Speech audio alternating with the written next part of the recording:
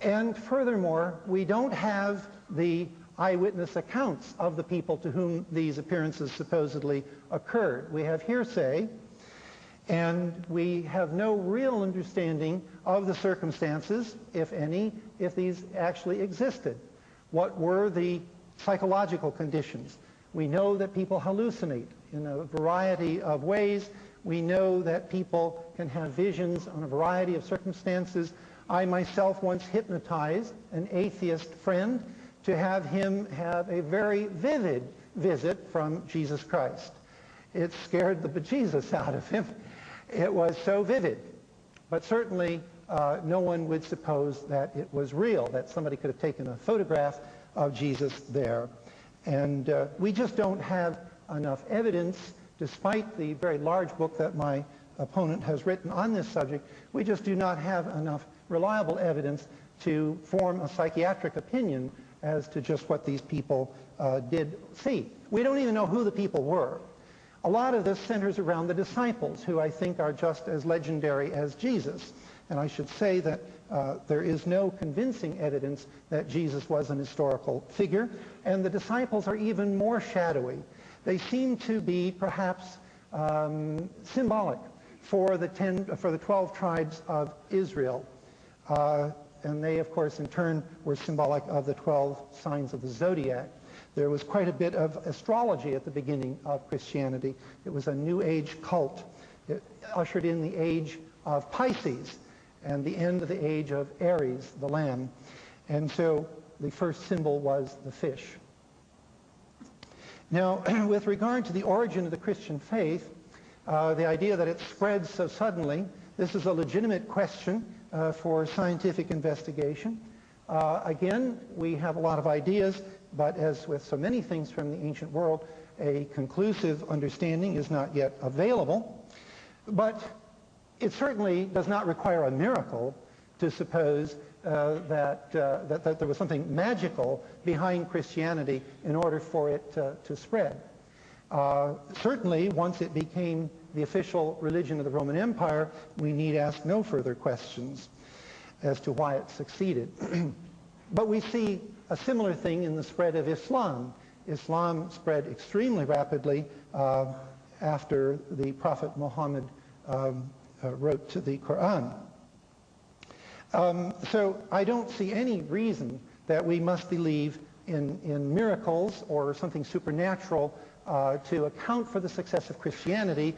In the marketplace of human needs and human values, it obviously had something useful to sell, and so it spread.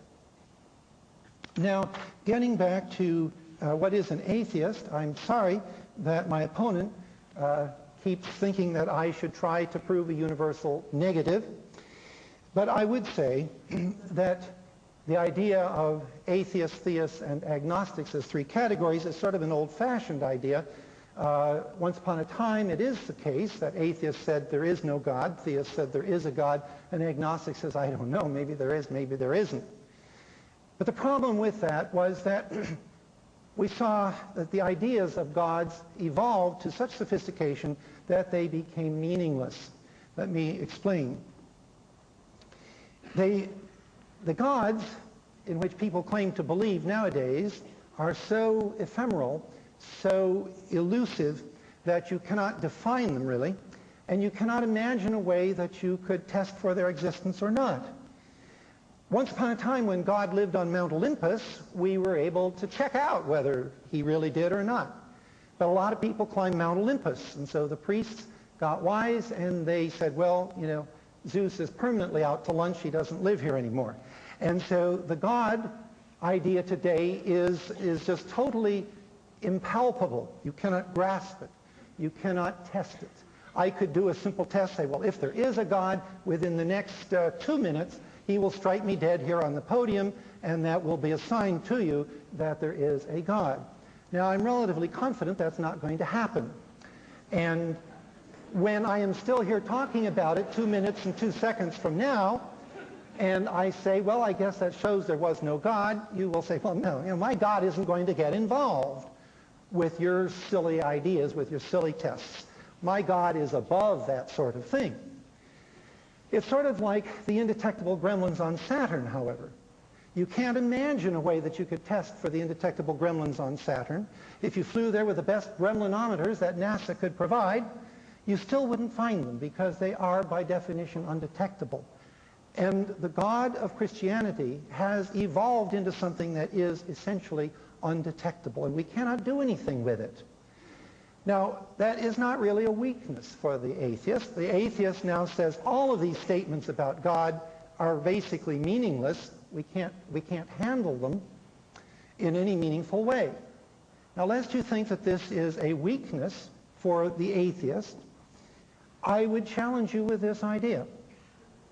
Let me say I've just been convinced by my opponent that, yes, indeed, there is a God, and I'm it.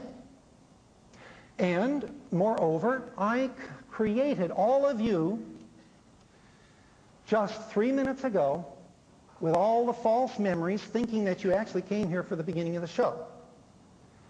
Now, can you disprove that? No, you can't.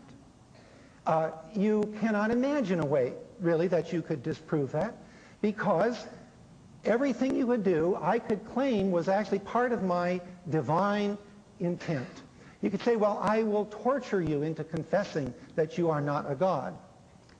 And I would say, well, I'll pretend to be tortured, but I'll get even with you after you die. You're going to burn for that. You could perhaps get me to say something else that would seem compromising. But in my divine knowledge, I would be just pretending all of this. I might even pretend to die if you chose to torture me excessively. But I would get even with you somewhere later on in eternity. Now, what would you do with this? You can't handle that. And so atheism is simply the absence of God belief, because it is meaningless to say that you believe in a God. We'd have to know the particulars.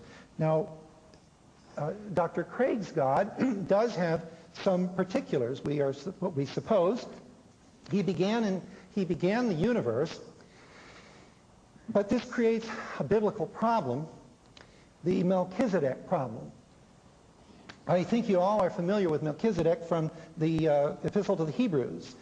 Melchizedek, king of Salem, is king of Salem, that is, king of peace.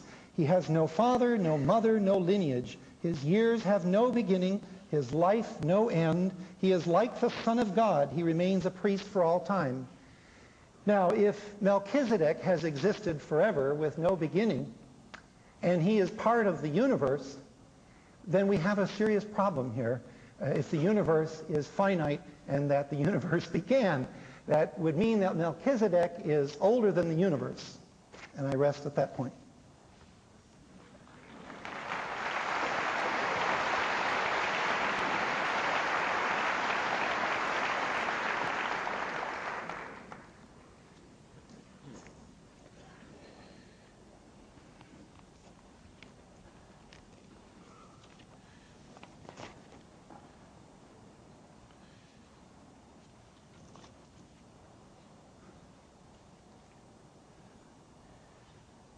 We've still yet to hear any good reason to think that God does not exist.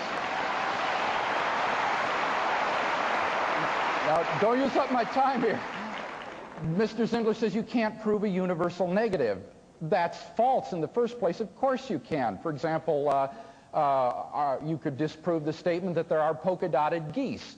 That would be a universal negative. You can disprove that. But more importantly, the statement that God does not exist is not a universal negative. It's a singular negative statement. And certainly you can prove negative singular statements, such as there is no planet between Venus and the Earth. You can provide arguments to show that a singular negative statement is true, but he hasn't done it.